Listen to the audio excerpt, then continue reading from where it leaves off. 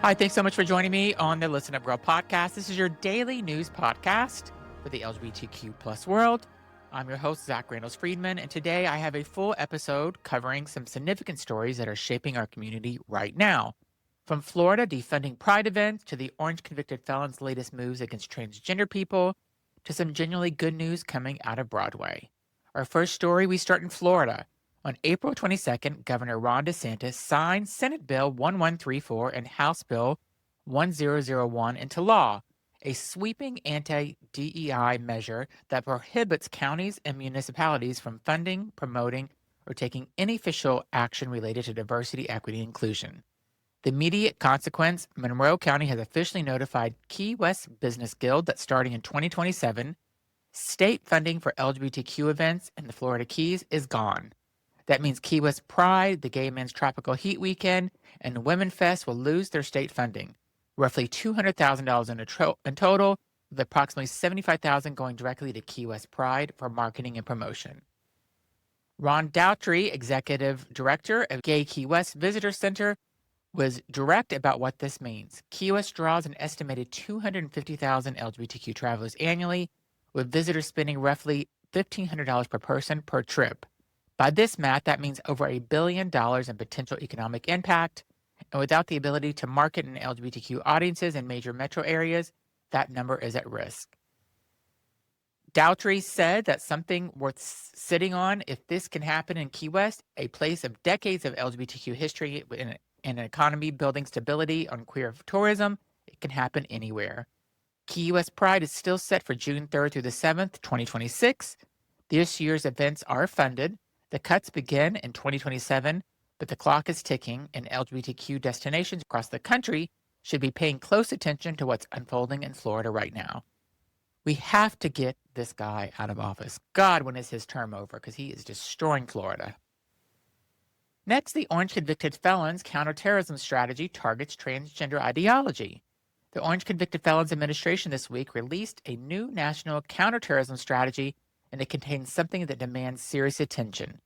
The strategy newly targets so-called violence, secular political groups, and domestic ideology movements, and included in that framing is what document calls transgender ideology.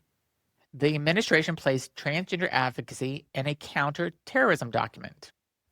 The report conspicuously ignores the fact that acts of domestic terrorism in this country are committed far more by right-wing extremist groups and foreign agents than by any leftist or LGBTQ affiliated groups. And yet, the Orange Convicted Felons team has chosen to frame transgender identity and advocacy as ideological threat worthy of national security attention. Sebastian Gorka, the senior director for counterterrorism at the National Security Council, told reporters that the nation is witnessing a resurgence of violent left-wing ideology, language designed to cast LGBTQ advocates and protesters as dangerous actors. This is not accidental. Framing our community as a security threat creates the legal and political infrastructure needed to surveil, target, and prosecute LGBTQ people and their allies, people who are simply pushing back against unconstitutional policies. We've seen this pattern before in other countries and in other eras. The language of national security is used to justify the erosion of civil rights.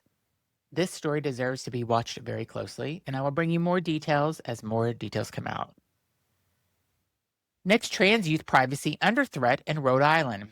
Also this week, a Rhode Island advocacy group is pushing back against federal subpoena that would force the disclosure of private information about transgender youth.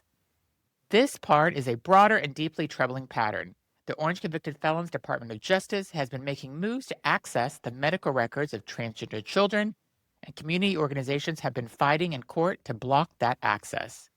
The federal subpoena targeting the private health information of minors based solely on their gender identity is an extraordinary use of government power. These are children, they have parents, doctors, and lives, and the idea that the federal government is issuing legal demands to expose and identify trans kids is a policy disagreement. It is targeted harassment dressed in legal language. The organizations on the front lines of this fight are doing critical work. This is the developing story, and we'll continue to follow and bring you updates as they become available. Next, GLAAD Social Media Safety Index. GLAAD released its 6th annual Social Media Safety Index, and the findings are serious. Meta X and YouTube hit all-time lows in GLAAD's evaluation of LGBTQ safety, privacy, and expression across 6 major platforms. Here's what that looks like in practice. YouTube removed gender identity from its speech policy, meaning content and targets transgender people for who they are is less protected than it was before. Meta, the parent company of Facebook, Instagram, and Threads, now allows anti-LGBTQ slurs and harassment on its platform following a rollback of its content moderation policies earlier this year. GLAAD evaluates 6 platforms: TikTok, YouTube, X, Facebook, Instagram, and Threads across 14 LGBTQ-specific indicators. Every single one of them received critically low scores. This is the 6th consecutive year the index has delivered bad news, and by multiple measures, the situation is getting worse, not better. As these platforms align their policies with political pressure and advertiser interest, LGBTQ users are paying the price through increased harassment, reduced visibility, and fewer protections online. The full report is available at glaad.org, and I encourage you to read it all. Next, queer excellence at the 79th Tony Award nominations. Now for something genuinely worth celebrating. The 79th Tony Award nominations were announced this week, and it is a strong season for LGBTQ representation, both in front and behind the curtain on Broadway. Nathan Lane received a nomination for Best Performance by an Actor in a Leading Role in a Play for Death of a Salesman. That is his 7th Tony nomination, and he's already won 3. His legacy in American theater is cemented, and this recognition is well-deserved. In the musical categories, Luke Evans and Stephanie Sue both earned nominations for their leading roles in the revival of Rocky Horror Show, marking Evans' Broadway debut. Brandon Urwitz received a nomination for Ragtime, and Marla Mendel was recognized for Titanic, a production also co-created behind the scenes. The directing duo of Zelon Livingston and Bill Roch received a nomination for the Best Direction of a Musical for Cats. The Giselle Ball, a revival that infuses LGBTQ ballroom culture into one of Broadway's most iconic shows, and Queen Jean, a celebrated Black trans designer, received dual nominations for costume design for Liberation and for Cats. The Giselle Ball. Cats the Giselle Ball also led all productions with significant LGBTQ themes or creative leadership, earning 9 nominations total. In a year when our community is fighting on so many fronts, it matters to see queer artists being recognized at the highest levels of American theater. The Tony Awards will be worth watching.